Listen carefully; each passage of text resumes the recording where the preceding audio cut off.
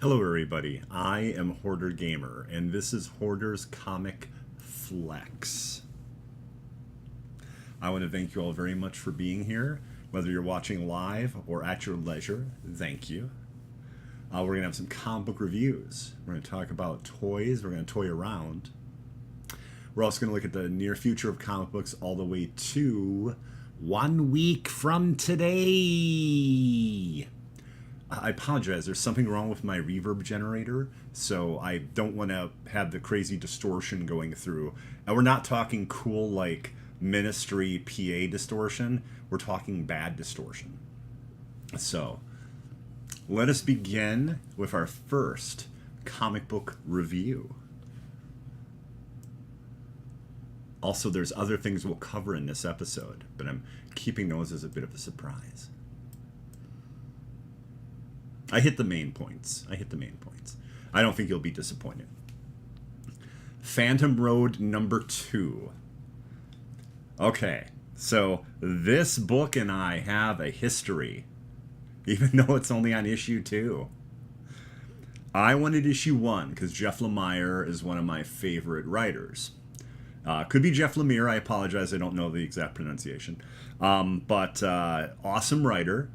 And I ordered Phantom Road number 1, and none of the copies came to my local comic shop.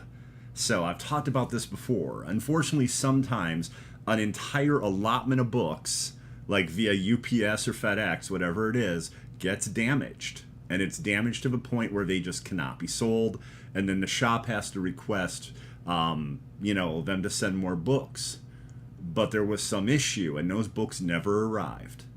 So come to today, where issue 2 comes out, the reprint of issue 1 was going to come out. And I was like, fine, I'll get the reprint. I'd love to read issue 1. That'd be great. It shipped today. It should show up next week. So it's almost like the universe does not want me to read issue 1 of Phantom Road. I expect, like, in 6 months I'll end up picking up the trade, because I love most of Lemire's work, and it'll just be missing the first issue. Like, those will just be blank pages. That's what I'm expecting at this point. Issue 2 does not disappoint. Basically, it's an endless stretch of road, and it's a trucker and a young woman. And I believe in issue 1, she basically sees her fiance getting killed. I don't know how or why, but she's like reacting to that. And they meet a man at a rest stop, like a trucker rest stop. And it's mentioned that these rest stops are somehow connected. Anyway, the man resembles Ronald Reagan, former President Ronald Reagan. And he seems to know what's going on. And basically, the trucker and this young woman are in almost like a pause between reality. He actually takes a salt shaker. He pours out a line of salt. And then there's a pause, or like a line between there, like a break.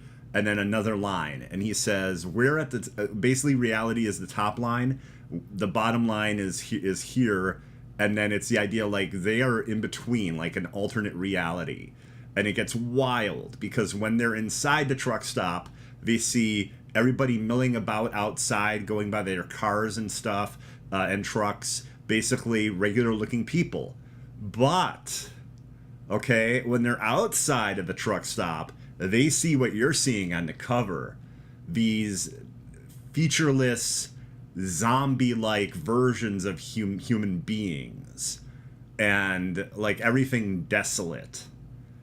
It's pretty wild, and we don't have a lot of answers yet, but I really like it so far. And I believe it's a 1,000 or 10,000 Black Feathers, I believe, was the series that Jeff Lemire did before this, and I find that a bit confusing.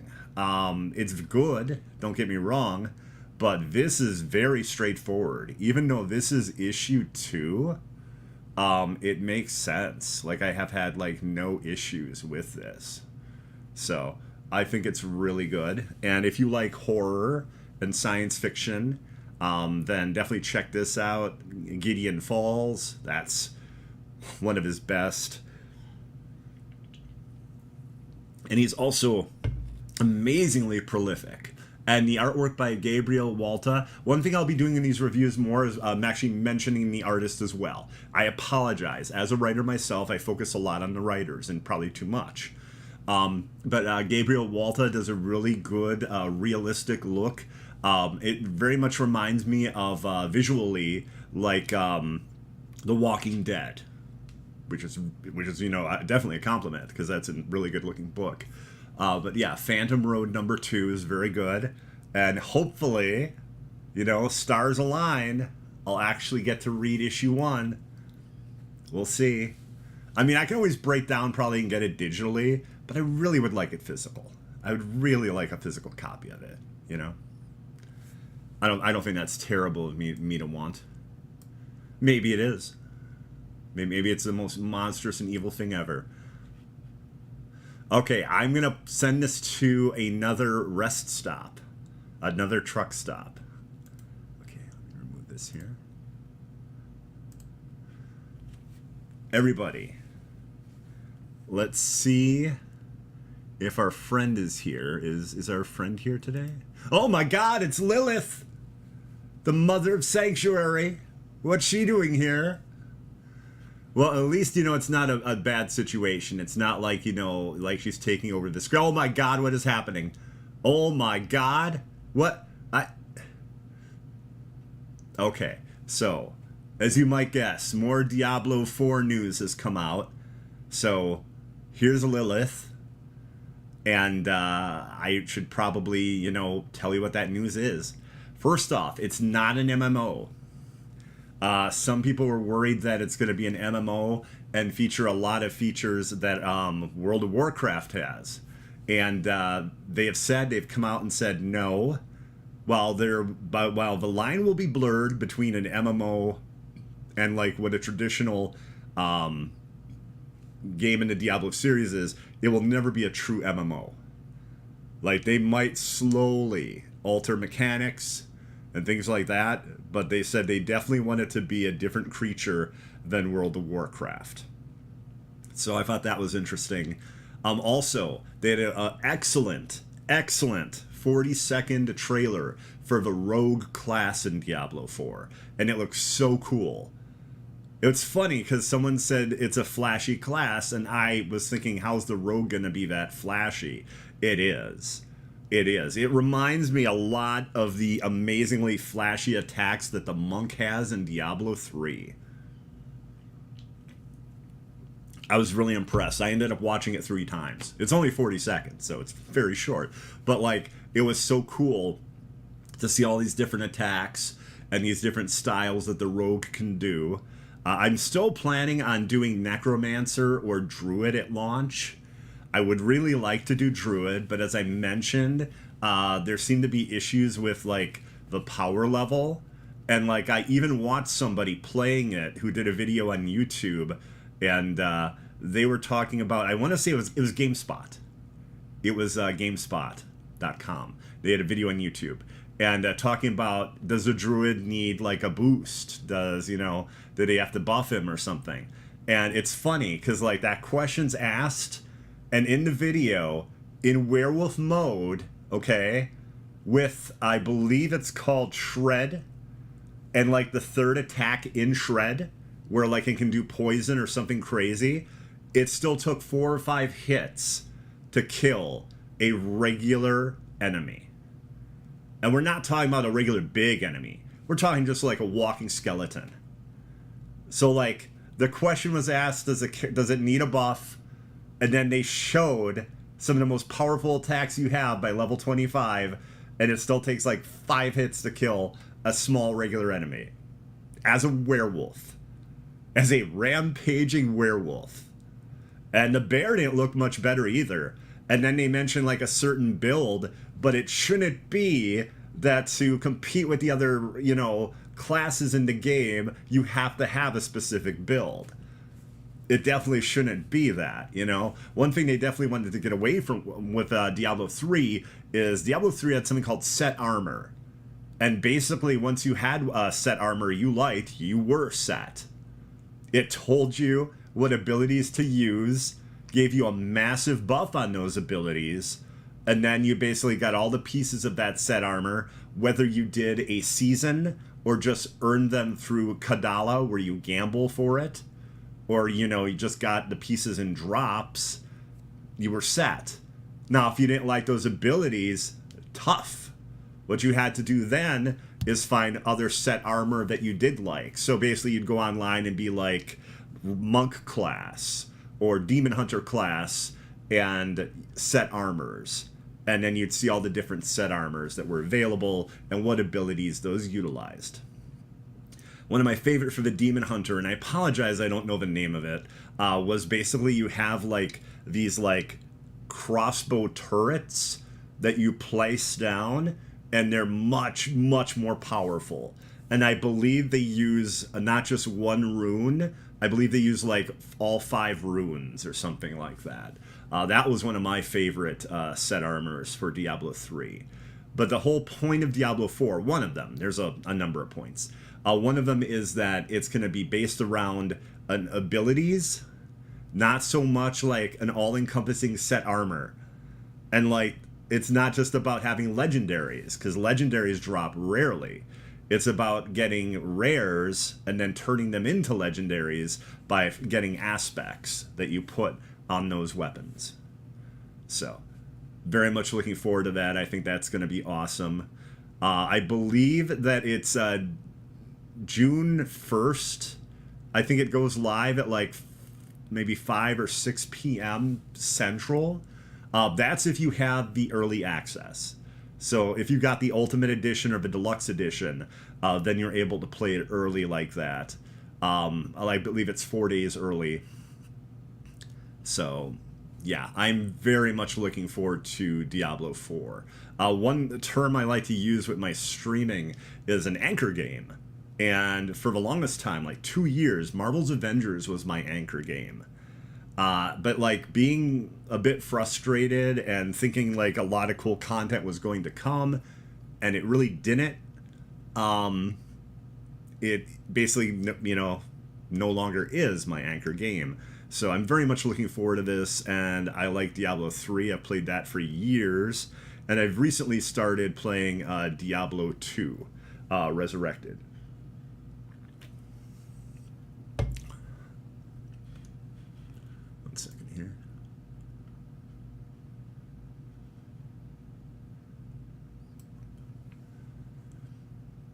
It's saying the bitrate's too high. I've never seen that issue before, so I'm hoping there's not going to be a big problem with this video. First time I've gotten that message. So I'm a little worried. I didn't even change the bitrate. I changed the frames per second, but I didn't change the bitrate. Usually I was at 60 FPS, and I had to change to 30 FPS because of some issues I was having with streaming. So, trying to think if we have any more Diablo 4 news. Oh, yes, definitely. Next week, I believe it is the 20th, Riker is going to be at Blizzard and going to talk about Endgame with the devs. So, we're going to be able to hear all about that and some features that we don't know about. Plus, Game Informer, this month, their whole big story is Diablo 4, and that's the cover. And that also talks about some cool features, like Helltide, and how Helltide is going to work, and how actual boss enemies can just show up in Helltide. And Helltide's very similar to something called the Terror Zones that were in Diablo 2 Resurrected. And basically, that's a kind of a cool thing, because it's visually and audio, there are differences there. So it's like there's like real like intense music, and like it's like stormy and dark, and you'll face just more difficult enemies and stuff. So it's a pretty cool feature, and I'm looking forward to it. So let's see here. I would say that's pretty much all we have about Diablo. Of course, I would talk about Suicide Squad Kill the Justice League, but I have no idea what's going on with that. I have no clue. None. I honestly thought it would be brought up today, that we'd get some information on it, because there's a rumor that we're going to hear about Mortal Kombat 12 at some point this week. That's a rumor, so I don't know if that's true or not.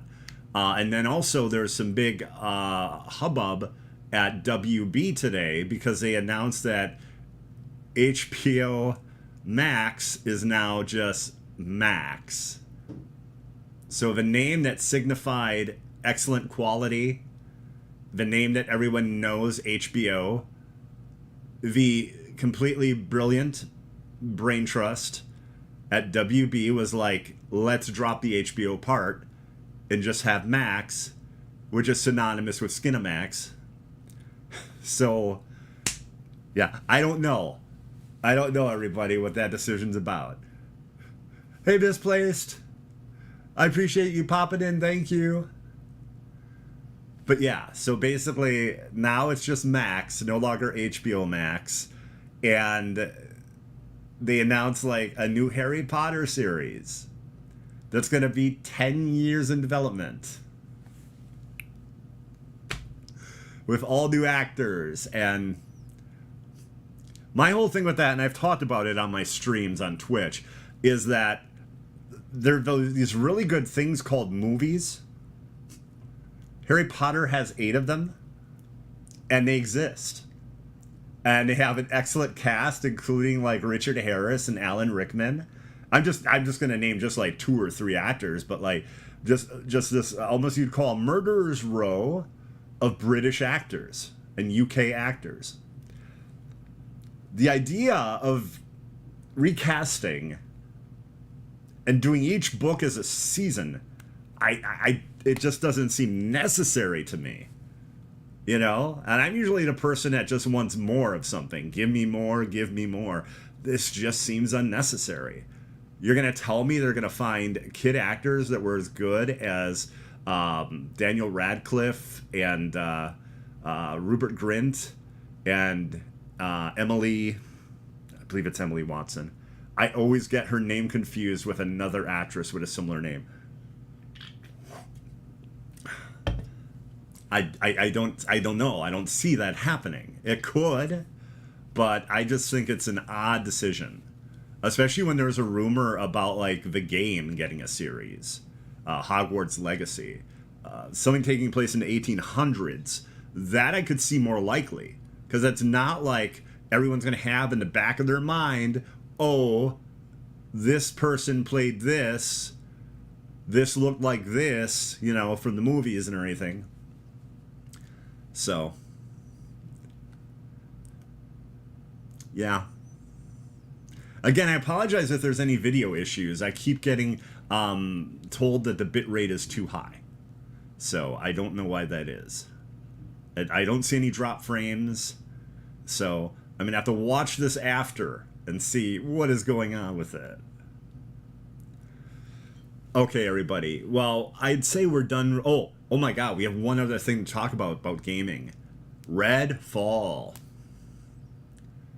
It was revealed today. Less than a month, because the game comes out May 2nd. May 2nd. Redfall will launch with a 30 FPS 4K mode, but not a performance mode. Not a 60 FPS performance mode. That is going to come later. And a lot of people are very upset, especially because it's an Xbox Series X game and PC, and I believe PC is 60 FPS. I believe it can do that. I believe you can just, well, it's a PC. You can basically change it pretty much.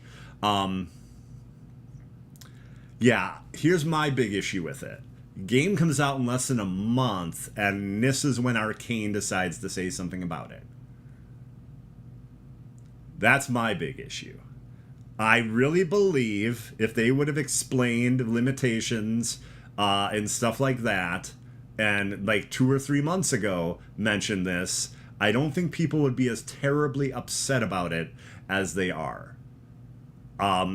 Here it seems like they were trying to be like almost sneaky about it, you know, and not really forthcoming with how the game was going to be at launch. Don't get me wrong, I'm still looking forward to it. It's on Game Pass. I look forward to trying it out. I don't know if it's going to feel jerky at 30 FPS or not. I don't know. But again, I have Game Pass, and, you know, it's something I'm looking forward to. I'm tired of shooting zombies. I would love to shoot some vampires. So, I am still interested in Redfall. But again, my situation is not such that it's going to cost me 60 or 70 to try it out. You know, it's part of Game Pass. Yes, Mike likes to be upset. I know Mike very well, and Mike loves to be upset. Internet upset is basically the starting mode for Mike. More like Game Pass, as in not going to play it.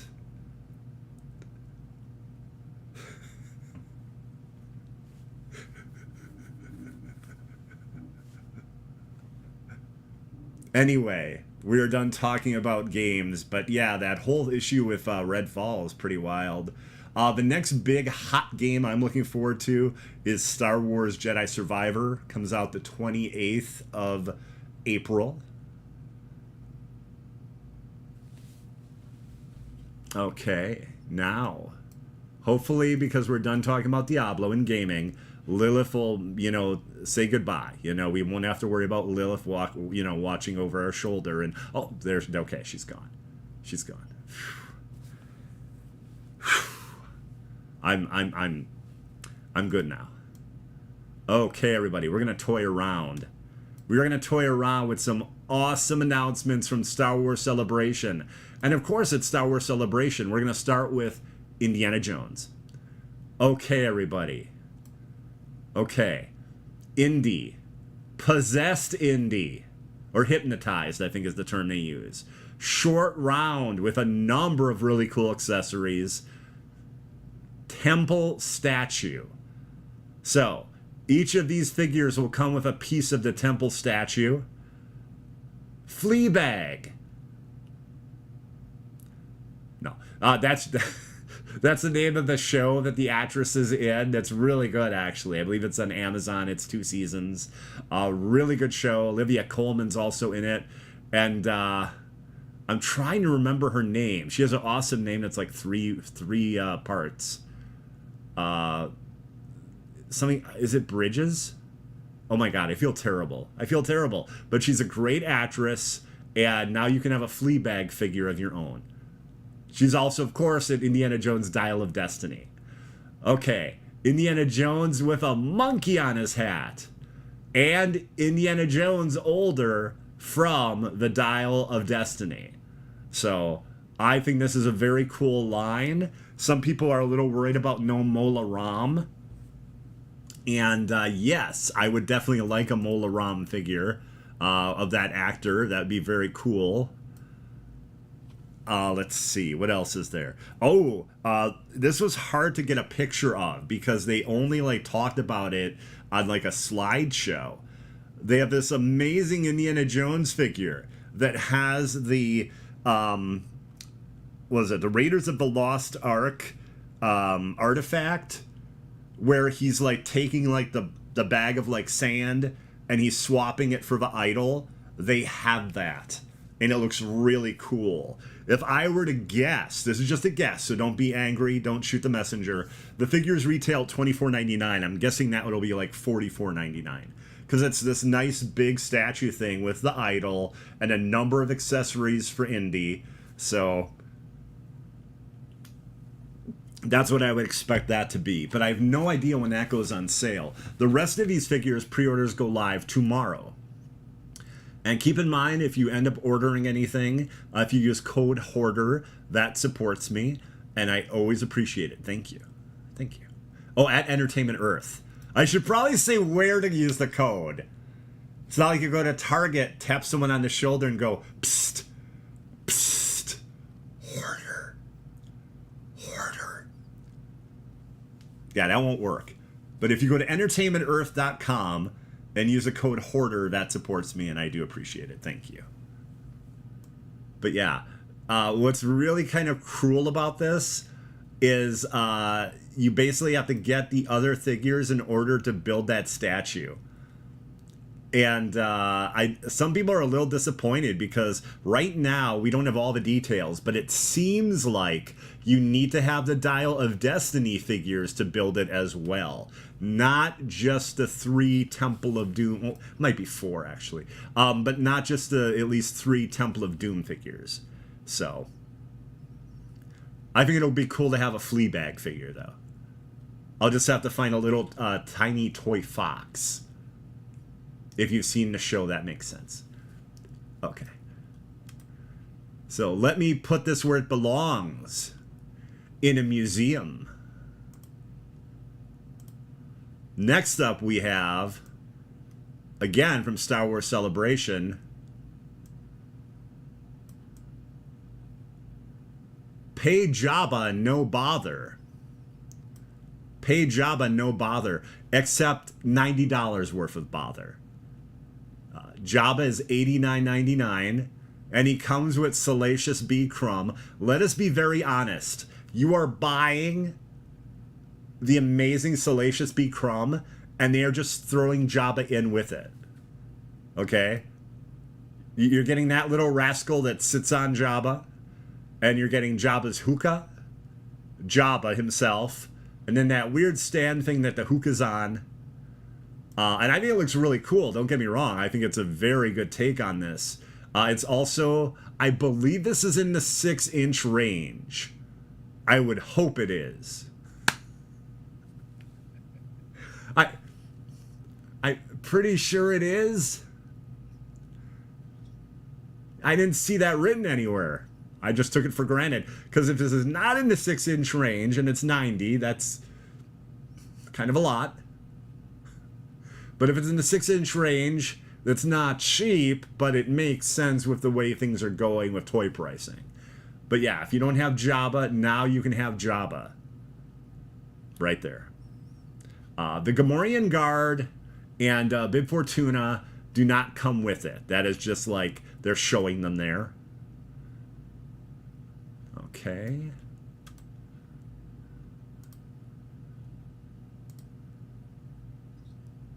Yes, 6-inch is a great size. In fact, why would you want to go any larger? There's no reason. It's the perfect size. Okay, next up we have Force Spirits. These are 6-inch figures. So take a look at this. This cool, like, pearlescent effect on Vader, also Anakin, of course, Yoda, Obi-Wan Kenobi, plus there's apparently like a material that's like kind of pearlescent too that looks really neat when it's on them. There are a number of pictures of these taken. Now this is going to sound expensive, but it actually makes sense with the pricing that they've had for a long time on these figures, on the Black Series figures. $77.99. So think of it this way: $24.99 a figure. Okay, and then just like $2 more, probably because of the outfits they have. These weird pearlescent outfits that they have. They might also have accessories. I don't know. I'm not sure, but I think they look really good. And yes, that's right. Even Yoda, when they sell a Yoda figure, is $24.99, even though he's not quite 6 inches. What is he, 2.5, 3 inches, I'd say? But yeah, that's how much he sells for when they sell a regular Black Series 6-inch figure for Yoda. So the price there actually makes sense. That's not like, oh my god, they're charging this much. I think that's really nice, though. I do like that a lot.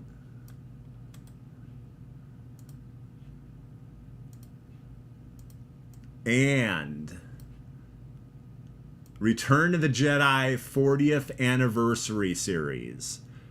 So, there's 4 figures in the series, But again, I'm not able to have like 20 pictures of toys here. So I'll have like 3 or 4 a week.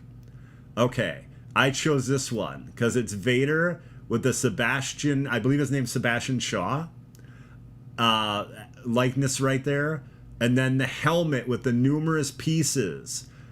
The hand that's removable.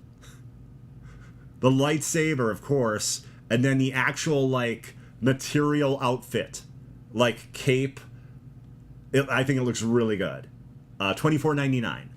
So just like the other Black Series figures. And he also has that old school packaging. Like that bubble packaging. So, yeah, I think it looks really good. They also have a really good one for the Royal Guard. That's, of course, the cool-looking red guard with, like, the black visor on their, like, red, you know, they have, like, a red hood and there's, like, the black visor-looking eye part. A Luke Skywalker. A Jedi Knight Luke Skywalker. So he's in that black outfit. And R2-D2.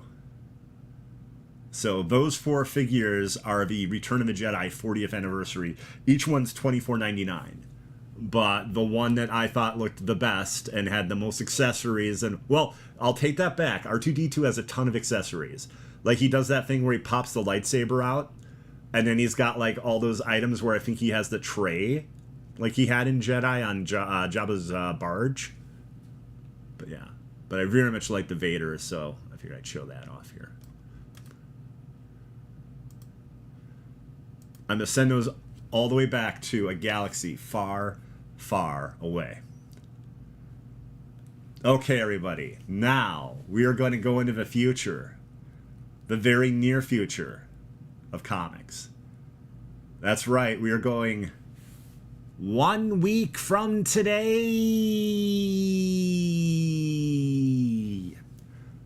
Again, my effects processor is having issues, so I didn't want to deal with it possibly being really distorted. So, okay, everybody. One of the original muscle mommies. I bet you didn't think I'd be saying that term. I bet you didn't think you'd be hearing that, but She-Hulk, issue 175.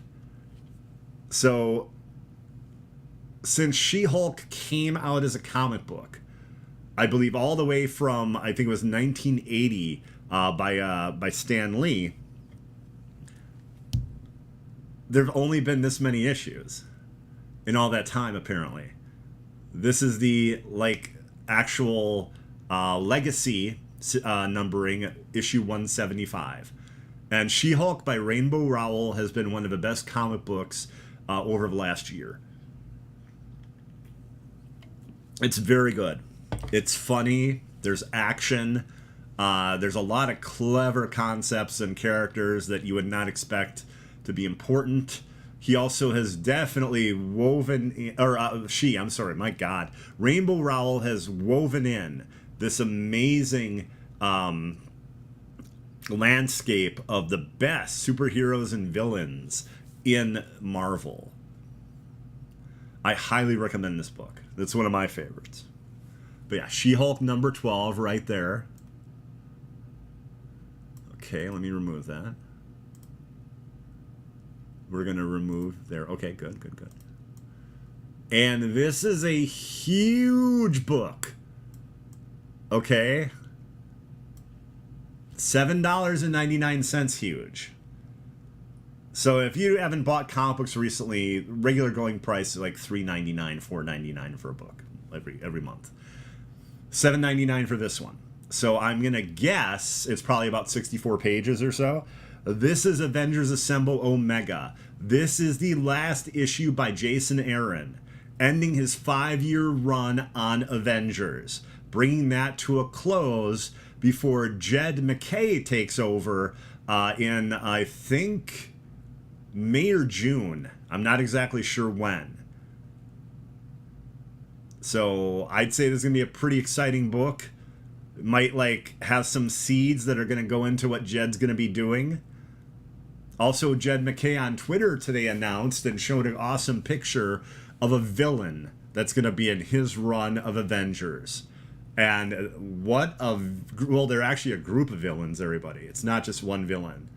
The Ashen Combine is their name. And they bring to mind, not just with their name, but their visuals, you know, basically like the Black Order. So, yeah, they look awesome. And one of them's like a biblically accurate angel alien. It's crazy. You've got to see this thing. But yeah, the Ashen Combine is supposed to be a big threat in the Jed MacKay run of Avengers, which again starts, I want to say it's in May. I think it's in May. I can't think that Marvel would go multiple months without one of their flagships. And I know it was solicited in previews, so.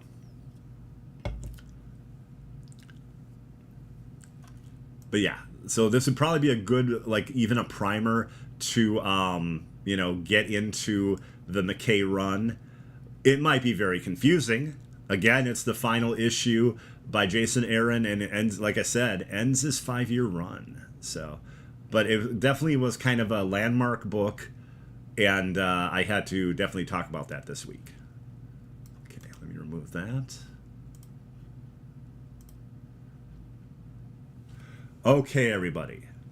I want to thank everyone that's watching. Thank you. We're not done quite yet, though. We have another comic book review. In fact, this might be the review people have been waiting for. Guardians of the Galaxy #1 by Lanzing and Kelly. Also the writers of the excellent IDW Star Trek comic.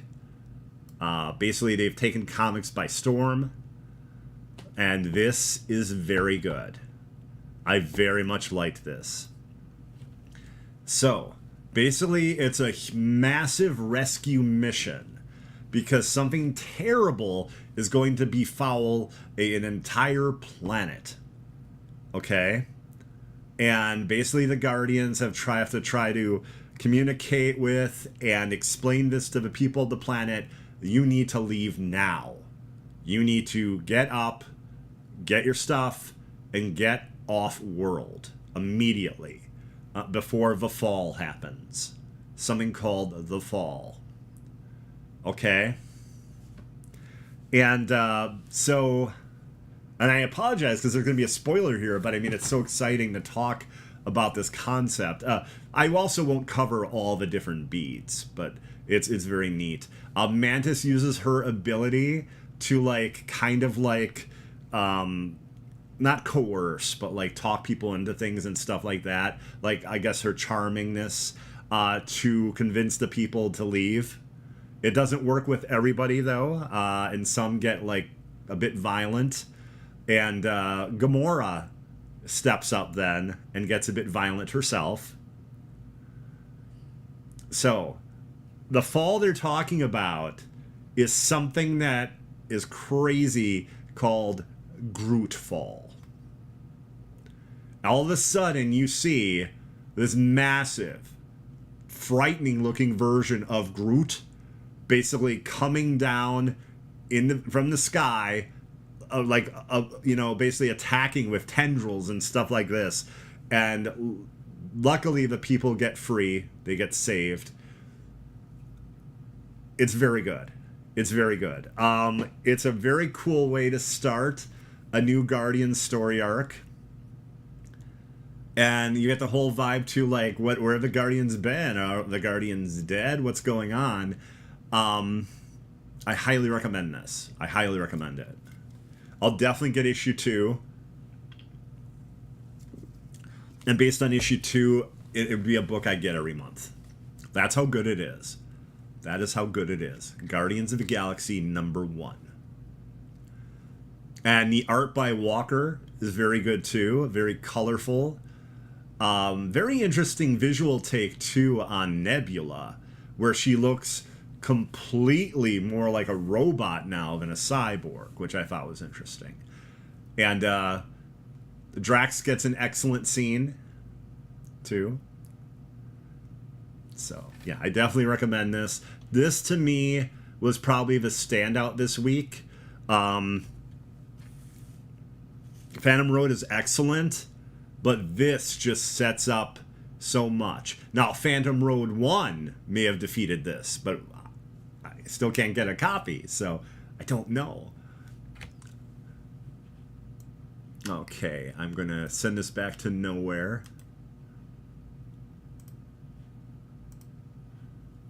And if anyone has any suggestions, ideas, things I should cover in future episodes, let me know. Put it into chat or in comments. Thank you very much. Let's see here. If you want to see more of me, and heaven knows why you would, twitch.tv/Hoardergamer. And currently I'm doing a lot of Diablo 2 Resurrected. I'm going to finish Resident Evil 4 Remake. I'm in chapter 14 of 16. So I'm very close to being done with that. And you better believe I'll be playing Star Wars Jedi Survivor when that comes out. So, I would like to thank Doomkiller HD and Doom Squad Gaming for letting me borrow your channel again this week. Thank you. And, yeah, I hope everyone has a good one. And tomorrow, I believe on Spotify, I'm going to have an interview, or basically Hero Mentor is a new type of show. We're talking about comics and things like that, and I'm looking forward to that, and that'll go live at some point tomorrow. So that should be really awesome too. Plus, before I let you all go, Legend of Zelda Tears of the Kingdom, I believe the last trailer is tomorrow as well. Just remember that, actually. So, everybody have a great, we'll say, time. Because, again, I don't know when you're watching this. So, thank you very much, and I'll see you later. Bye-bye.